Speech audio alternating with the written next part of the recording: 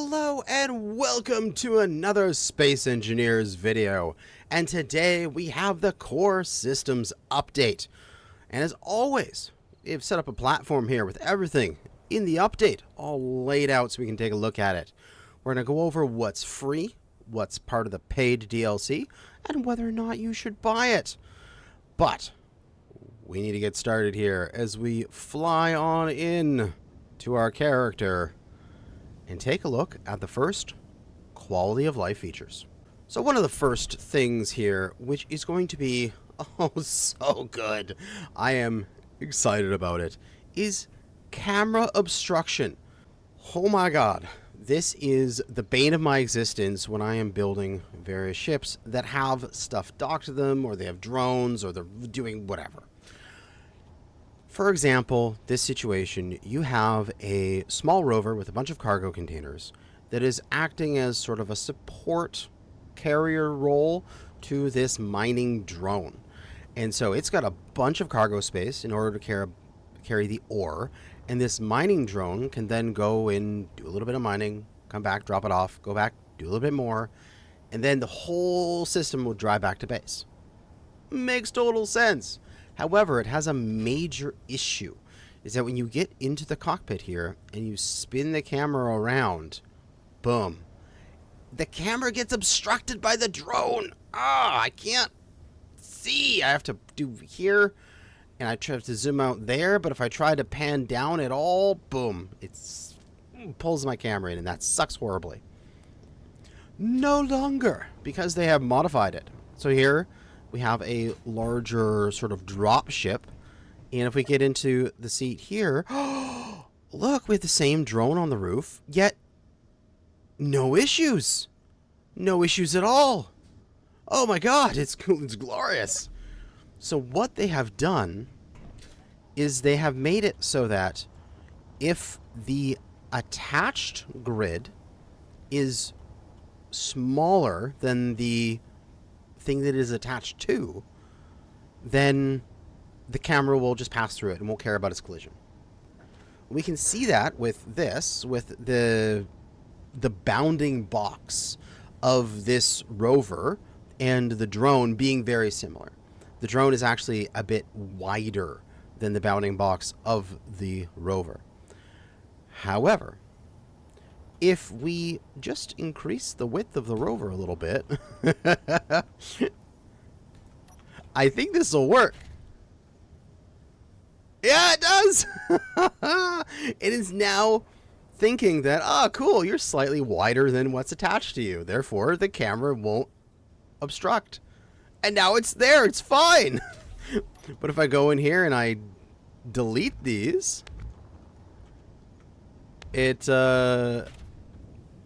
oh, ooh, wait, it's working. Oh my god, it's still working. Maybe it hasn't updated yet or something, but that is something you can do. Maybe that's a temporary fix. Just make it wider for a short duration, and it'll update, and it won't be a problem anymore. But they've made it so that camera obstruction is not a thing anymore. Oh my god, I'm so happy. Oh, that is a major headache that is gone. So even if that, just that was the update, I'd be a happy boy. But let's move on to the next thing with streamlined farming. So the current farming is a pain in the ass, because you have to come up to your farm, you have to go click, harvest, seed, plant, close. Ugh, so many steps. That sucks. But what we can do is we can come to our bar here, and we get an empty hand. So we can just press 0 or something, and you just look at our farm and just go click. Oh, it's harvested. This one, click. Oh, yes. And then to replant, just select your seeds by putting it on here, seed or spore or whatever you want it to be. Put it on your bar. Then I'll press 5 to highlight it wherever you put it on your bar. And then you just click. Click. Oh, it's done. Oh my god, it's so quick and easy and wonderful. And then your farming is just done. So if you have a giant farm, you can just run down it and go click, click, click, click, click, click, click, click, click, and then just put on your seed and go plant, plant, plant, plant, plant, plant, plant all the way along. And then you're just, what would normally take you several minutes, you're done in 10 seconds.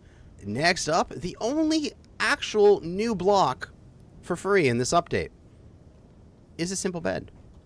And it's a bed. What do you guys expect? It's a bed.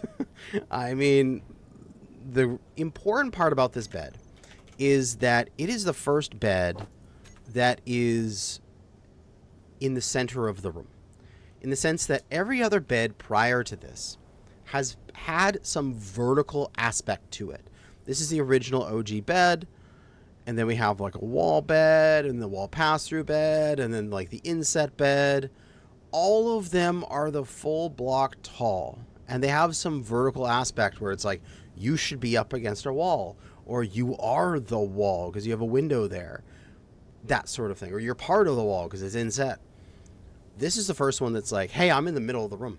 What are you gonna do about it? So you can actually have like something behind it. You can like a headboard of something. I can go in here and put like a bookcase or something like that, and I can have like a headboard bookcase. Like, that's cozy as heck. I want that in my bedroom. I want to have a bookcase that I can reach from my bed, and I can lay there and read and have my little plushies in the corner. Beautiful. So that is a, you know, I mean, relatively, we don't need the bed. It's not giving us any new functionality, but it is going to be nice for interior designing purposes, and I am going to use this on a lot of my builds because I like it. Next up is some new set values. Now, this isn't going to be all of the new set values. There's new ones for like jump drives and beacons and stuff, but this is just a few of them. We have the ability to go in here and say, open our G menu, and then go to like the gravity generator, and I can set the acceleration rather than just having it increase or decreasing it. So I can have it be part of, say, like a timer or a button press or something like that, where I could just say, have a button that inverts the gravity, and it would set it to -1 instead of +1, or I could set it to any value I desire. Similarly with like the antenna, we can go in here and we can set the broadcast radius. This is something I thought would be really good for like NPC bases that you run into around the world. Right now, as they're set up, is they're using timer blocks. So you would have it, so if there was like an NPC crashed over there on that mountainside, it would have 2 timers, one for a short duration, one for a long duration, where it would be off for 30 seconds and then on for 5 seconds. That's functional. I would be working on stuff that I notice a signal, I go, what? And by the time I notice it and look up, it's probably turned off by then. And I go, oh, there's a signal over there, but I don't know where it is, and it's off for the next while, so there's no point in heading that direction until I know exactly like what part of the ridgeline it was on. Where they could, instead of having it turning off and on, they could set this to be short range, long range with the set range option, so that it's constantly on, at least short range, a couple kilometers, but every so often it pulses out to say 20 kilometers so people can get a, oh, ooh, there's something in that direction. Let me head that direction, and when I get close, I'll see it. I think that's a much better way to do that, and I hope they do that with some of their new update, like their new encounters, or even go back and retrofit the old encounters to use that method instead of the off and on. So there is some really good things that scenario builders, encounter designers can use with these new set values. Because, I mean, realistically, you're not going to have much use of being able to set an antenna's distance in your day-to-day Space Engineers. Probably not. but that's really useful for encounter designers. Next up is some increased integrity for your various mobile blocks, your rotors, your pistons, your hinges. The reason they did that, and what they said in the stream, is that they want things to be a little bit more durable. If your mining contraption is bonking into a voxel, they don't want it to immediately explode. So they just made these all slightly more durable. Now, I'm not sure. I believe it takes a little bit more resources. I don't remember what they were beforehand, but I think it's just a little bit more steel plate, a little bit more resources across the board, which then translates into the fact that they would have higher integrity, because the integrity of a block is dependent on the resources that is put into it. So, 25 steel plate gives you that 2500 because each steel plate equals 100 health, that kind of thing. So we got a little bit extra durability here so that your contraptions don't die as much, which is excellent. And now the last thing, which we obviously can't really see here because it's a quality of life thing, it's joystick. So if you have a joystick, like a whole HOTAS or whatever setup, we now have joystick support. It is for Steam only. I don't know if it's in here in the controls, but you can look through and find it and figure out how to set up joystick support. And then you can really fly your ships with all sorts of buttons. You can set them up probably to do the different, different things on the bar here, as the different buttons on the joystick, and it would be absolutely wonderful. But that is it for free DLC. That's the update. A little light in terms of features. It was mainly bug fixes and quality of life today.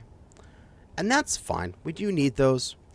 You get a little bit of like technical debt in a game, and if you let that build up too long, then things become an issue.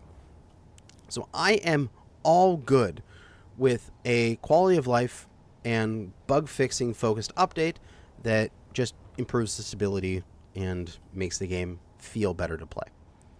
Excellent. Moving on to the paid portion, which is a bunch of new cosmetic blocks. Starting off with round edges, which are essentially just interior walls, but curved. Because they have a similar sort of build profile of interior plate and construction components and durability. They're very fragile comparatively. And there's no like light armor, heavy armor versions of these. But they are amazing greeble. I'm going to use these so much because there are several blocks that I didn't think had very good greeble to go with them before. Sort of like the warfare reactor. Like, look at that thing on top of there. It is perfection.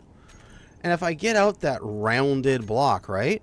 And I could put like one of the rounds or even that or any one of these like bits on the top, I can have that greeble and that shaping of this warfare reactor, which had that unique rounded shape prior. But now it is everywhere. Now I can actually make things that match this, instead of having it stick out like a sore thumb, because there weren't many other blocks that matched its shape. I am excited about that. We have all different sizes and shapes you could need. We got the straights of 3 different varieties with different greeble. This one is just a flat plane. We've got the sort of ribs bars going down the center, and this has got sort of latches, like hooks on the side. You could put a strap down on those. You got the curves, the slants, the different interior bits to transition it to go up a wall. Absolutely everything you could need, as well as small grid variants of all of them, except there's just the one of this style where here there's the 3, but that's understandable because this size, the greeble going in this empty section here doesn't really matter. So I can see why they didn't add a variant that had like these ribs or the buckles. That makes sense to me. Next up is some centered doorways. And we got some more doors. They come in both half size and full block choices, as well as the glass door and full door varieties. And you can see these also have the small grid variants, which are 1 block wide, and they are, 1, 2, 4 blocks tall, 5 blocks wide, and you're able to pass through the center of them there. These are all great. The full block, half block, everything, all the different varieties you could possibly want. However, I won't use them very often because this is a thing with most of the modern doors. They are difficult to work with. Like, even the old doors like this. Where do I have to aim in order to close the door afterwards? So if I go through this door and I come through, I have to aim from there to there. And there's even a dead space in the middle. Oh my god, there is. It's hitbox to close the door, then dead space, and then more hitbox. Oh, dude. That is sad. That's not good. That is why I don't typically use these kind of doors. That is why I stick with the sliding door. Because when I walk through the sliding door, I look to the side, and then this entire wall is hitbox to close the door. I mean, that's so easy. That's so easy to go through the door and close it behind me. This is a quality of life thing that they need to do for the next update, is they need to make it so that all doors have a massive hitbox. Either this entire section here needs to be hitboxed in order to open and close the door. It just needs to be done. Because it is getting really annoying to open and close the doors like that. Which is why I typically, if I'm going to use doors like this, right? I use it with a script to close them behind me. I don't manually close them. But I don't need that when I got this thing. I just close it because it's so easy. So that's why I always use sliding doors for everything, because they're the best. Huh. I wonder what this is. Anyway, continuing on. We have Troffer lights. Some new lights for your grids. Now, there's 3 different varieties for them. We got the full block, which is, standard light. We also have half block and, like, inverted half block. In the sense, I think this one, yeah, this is the inverted one. This is the normal one because of where it occupies the block space. So this is at the back of the block space, which means that it has a connection point on the back here, where this one is at the front of the block space, which means it doesn't have a connection point on the back. Of course, this is showing up as green because there's the block behind it, like the block below it. If I was looking at this thing, there is no direct connection point there. So I can't mount anything on the back. There we go. But for this one, I can, even if that wasn't there, because there is a mounting point right here. They are just sort of standard additional light. They look very similar to sort of the big fluorescent lights you would get in like offices or warehouses sort of thing. And they're good agreeable. They've got some depth to them. They've got all of the little details. The back and the sides are pretty bland, but that is fine because they are typically going to be buried in your structure. And overall, it's just additional lights. That's excellent. Additional fun design. I don't think Troffer, right? Yeah. No, there is no small grid variants of these. Which is slightly unfortunate. But, oh well. Moving on to jump drive Mark IIs. This is something I am really enjoying with how they're going with blocks and what they're doing to design them, is they're adding little bits of space inside the block. So I'm in the block space for this, yet I'm moving around and I have a little bit of extra space in here. I absolutely love that. It's like the industrial refinery or the industrial assembler. Those were also two of my favorites, where you have this block space, right?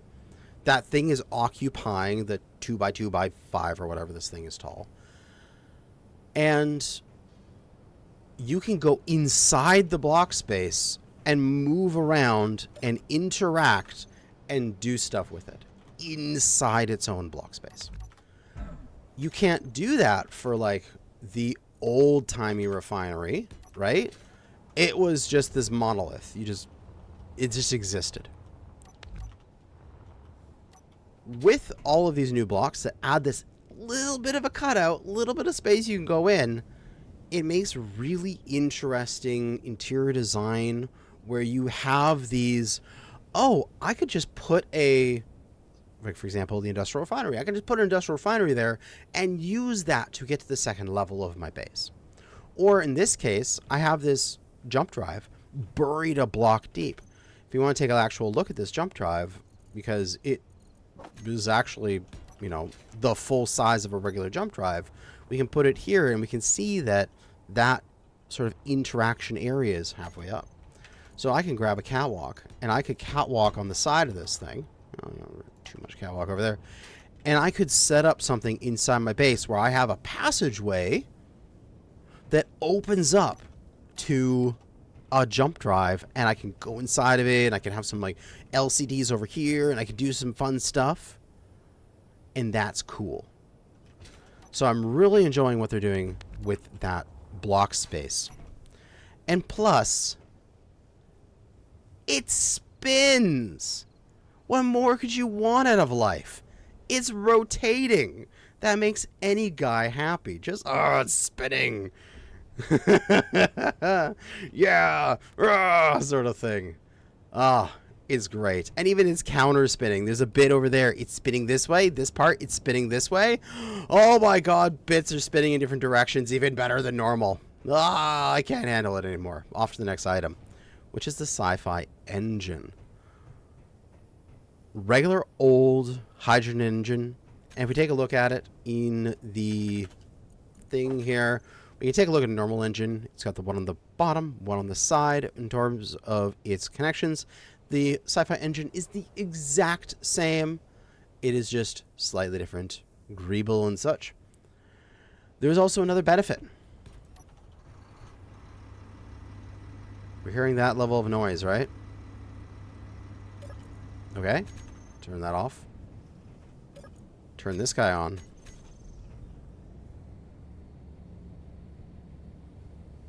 He's so much quieter. Yes! Oh my god, he's so quiet. I can't believe it. I am instantly replacing every single hydrogen engine I've ever placed with the Sci-fi version because holy crap, it's so much quieter. I love it. I'm actually not having to like think my brain is going to explode because I'm listening to this thing constantly. Oh yeah, baby. Oh, I'm so happy about that. Plus, look. It's spinning and moving and I can press. I can open it up. I can open it up and look inside. Oh my god. Oh, the little interactions, dude. This is what I like. See, that extra bit of block space interactions. Yes! And it's the same thing on the other side as well. I can open it up over there. Get access to these little pistons doing their thing. Oh. This thing? Turn it back on? I mean, it's got the little bit of piston moving there, but fan's spinning a little bit. But you're boring. You're loud. You're ugly. You're pretty and sleek. I love you. The same thing with this guy. You can turn him on. Has a little bit of rotation and a couple pistons there. A little two-stroke engine. Absolutely beautiful. Wonderful engine blocks there. Next up, we have the landing gear 2. Now, this is the block that I got to preview, which is awesome. And we can see the landing gear here in all of its glory. If you want to see more of it, go watch my preview video. Please give me the clicks and give me the watch and, you know, don't skip the ads. But these things, oh my god, there's so much greeble on them. There's so many details. We take a look at a normal landing gear, and it's so huge comparatively. Normal landing gear are 2 tall, 3 wide. These guys are only 2 tall, 2 wide, 1 thick here. Oh, it's so much smaller. It's so much better. It has so much more detail. I absolutely adore these things. I'm going to be using them on every single build that I do in the future because they're gorgeous. And look, cables. There's somebody out there that just loves cable. Next up is Sci-fi hydrogen. Ooh, yeah, baby. Oh, these look amazing. Oh, these look absolutely amazing. They've got that real nice sort of aerospace looking feel to them. They look modern. They got that spike in the center. And from my understanding, these things have an amazing cone for them. So let's slap down an H2O2 gen. Ooh, good little bit of burn there. How about we go to a seat and let's get this thing actually cooking. Ah, that's the wrong seat. Helm will do fine. Thruster override. Oh! Hell yeah, baby. Look at that jet plume. That looks so good. Oh, that is like... It's like 1 second. That's my thumbnail. And yeah, something around there. I'll just pull it from the video. Hydrogen thrust. There's my thumbnail. Because it looks so amazing. Yeah, that is such a better design of the fuel plume than normal. Oh, absolutely gorgeous. Let's cut its fuel off. Turn it off there. But we have both the large grid small and large, along with the small grid large and small, for all of your thrusting needs. And if we take a look at the other thrusters, I believe they are a similar size. Oh, no, wait. This thing is tiny. Look at that. Look at that. So, same size as a normal thruster, but then it was the industrial thruster is a block longer. So you can sort of get the comparison between them. Yeah! The old style is just a classic, you know, it's a yellow-orangey flame. But this one, it really looks like a modern sci-fi thruster. Oh my god, that looks so good. See, this is something that they haven't really done in the past, is like modify the effects coming out of some blocks. They should do this more often. Honestly, I think they should go back and they should change the industrial one to be different as well. Maybe make it a bit more like, like sooty, like it's dirty, like it's doing it like it's like hardcore, like industrial style sort of thing, rather than just the normal thruster. But yeah, that looks really good. Well, let's cut those guys away and continue on with our showcase with the suspended seat. Now, this is just a nice little seat that has a connection on either the backside or the top that is, you know, suspended off the ground. Which, you see this a lot in sci-fi media, where there'll be some character that's sitting in a seat and they're like hanging out over a wide, like, open area. Maybe there's like the cockpit wraps all around them, so it's like glass all the way up around them, sort of thing. Or they're like in the middle of a giant sphere and they're in this suspended seat. I think that works really well. Huh, what's that?